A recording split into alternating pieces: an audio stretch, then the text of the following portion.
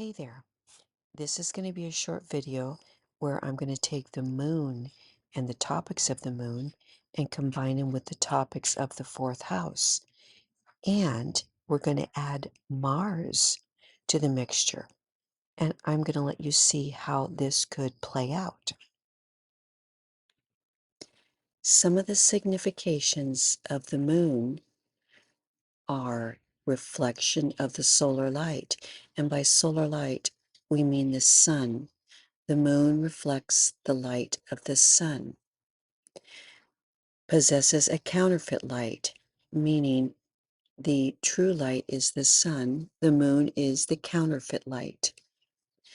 You can think of it as the sun is the spirit, and the moon is the physical body that holds the spirit and lives out a life. Next is man's or woman's physical body, the body, mother, mistress of the house, possessions, fortune, nurse, gathering of masses, home, wanderings, because the moon moves so quickly, conception, appearance, goddess, marriage, housekeeping, and queen. And the fourth house topics are parents, home, end of life, hidden matters, a native's roots or foundation, ancestors, childhood. All right, combining the moon and the fourth house topics. Let's combine some of the meanings of the moon with the fourth house topics. Mother, mistress of the house, which are the moon qualities, plus childhood, which is fourth house topics. If this was in your natal chart, it might mean your mother was adored by your family throughout your childhood, or maybe you are the mistress of your house now that you're an adult. Let's do another one. Reflection of solar light, possesses a counterfeit light, plus roots or foundation, could mean in your natal chart you come from a family or heritage of people that focuses on family loyalty, and you spiritually devote your life to your family and family legacy. Now, when I read reflection of solar light or possesses a counterfeit light, just think of that light shining brightly onto the topics of the fourth house. And that's where I get that you focus on family and loyalty. And it's a spiritual type thing because the moon can be very spiritual. It's a counterfeit light, which is not the solar light, which would be the sun, but it's taking the sun's light and projecting it through the moon into this fourth house. So it's very important if you have the moon in the fourth house. Let's look at combining in a different way. On the left-hand side, I wrote down the words that signify the moon, and on the right, I wrote down the topics of the fourth house. And I connected some of these words together to give you an idea of the moon being in the fourth house. So the moon represents the body. So I have a line that starts at the body and it carries all the way over to hidden matters and to childhood. So the moon in the fourth house could be your body was physically affected in childhood by hidden matters, meaning things that you couldn't figure out why, the matters, the reasons for these issues were hidden. Or let's look at fortune. The fortune of your parents was something that was hidden and not really spoken about. Let's just pick another one. How about marriage and ancestors, a native's roots and foundations? That might mean that you're going to marry someone that you meet or is similar to your ancestors or has the same foundation or belief system that you do. And this is important to you if you were to have that moon placed in the fourth house in a natal chart. Let's now take the fortune, heritage, and hidden matters and put them in a zodiac sign. And I've picked Pisces. Pisces is a water sign, so let's break down what water signs are, because this is going to be the environment that fortune, heritage, and hidden matters are going to work through. Water signs are emotional. Water signs are Cancer, Scorpio, and Pisces. Water signs, all of them are phlegmatic temperaments. So Cancer, Scorpio, and Pisces all have phlegmatic temperament. And a phlegmatic temperament is unstable and wavering, susceptible to sudden changes. Its core is emotionality, comfort, and security. Water signs' driving force is to find comfort and emotional security.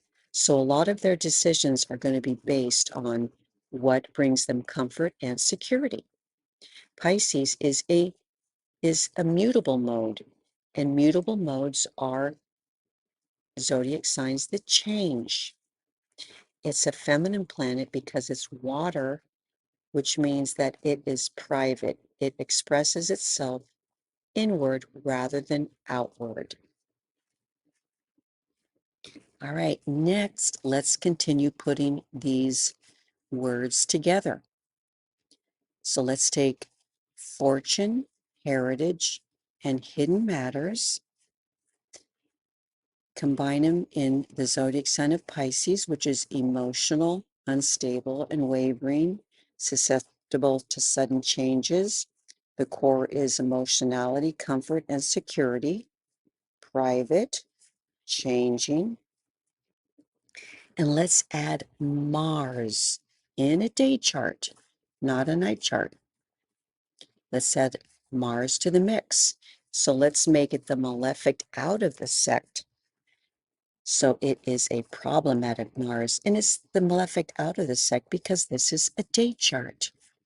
If this was a night chart, it would be the malefic of the sect and a little less difficult. All right, I'm going to start by reading some of the keywords from Mars: violence, murder, robbery, screams, banishment, exile, estrangement from parents, sex, marriages, lies, hopeless situations, separations of friends, anger, fighting, verbal abuse, wounds. I mean, there's a lot of negative words that are attached to Mars because Mars is a malefic. And if you have as the malefic out of sect, you're going to get more of these type of energies attached to the meaning of it. Mars is often considered a malefic planet and it's associated with aggression, conflict, and challenges. However, when Mars is the malefic of the sect, its positive qualities can be experienced. Mars can bestow courage, determination, and strength, and it can drive individuals to take initiatives, pursue their goals with fervor, and overcome obstacles and resilience. Mars energy, when balanced, can also inspire leadership, assertiveness, and the ability to stand up for oneself and for others. So while Mars can be challenging in a day chart, when its energies are harnessed positively, which would be a night chart, it can lead to personal growth and empowerment. Now, what I just read from you about Mars was actually artificial intelligence. I put in keywords and this is what it came up with. And I changed some of it, but I agree with everything that it just said. Mars can be very difficult, or Mars can be very positive. That's why it's really important to know if it's the malefic of the sect or the malefic out of the sect. There's a lot of other things to know about Mars Like if Mars is forming a square aspect and it originates from a difficult house, you're going to get the influence of these difficult words affecting the planet that it's squaring. So it's important to really understand your malefics and your benefics. So what will this placement look like if we just take the information that we've used in this presentation? So let's take fortune, heritage, and hidden matters, which are moon qualities and topics of the fourth house. And let's take emotional, unstable, and wavering, susceptible to sudden changes. The core of this combination is very emotional, seeking comfort and security. They're very private. Um, Add the Mars quality, separation of friends, fighting, taking away one's possessions. What do we have here? Is this a positive or a negative type placement in the fourth house? Well, you can tell right away because Mars is there and it's the malefic out of sect, it's going to be headed in a negative way. And so it looks like maybe the family's fortune or your family history, your heritage, has things that are not talked about. They're very emotionally charged. They're kept private and they've caused problems for you with your friendships maybe, or there was a lot of fighting going on in your childhood, or you lost things. Um, Maybe you had to move a lot, maybe friendships, jobs, things were lost a lot, things were taken from you, maybe emotionally, things were taken from you. It could be a happy childhood was taken from you. So there's a lot of combinations you can make, but you would really have to look at this and meditate on it. Look at some other planets, some placements, see if there's any planets aspecting the moon or Mars, and you could get an even better clarification of what this combination means. Now you have a little bit of an idea of what the moon and Mars in Pisces in the fourth house might look like. This is basic beginning astrology. There's other things you can look at, like I said, that will fine tune or really point an arrow more specifically to exactly what this placement means. And that comes with practice and learning the aspects, learning your planet's meanings, learning the different planets that are in the day sect or the night sect, the terms and bounds, the triplicity rulers. These are all additional steps we can learn about that will help you decipher what a planet in a certain house means.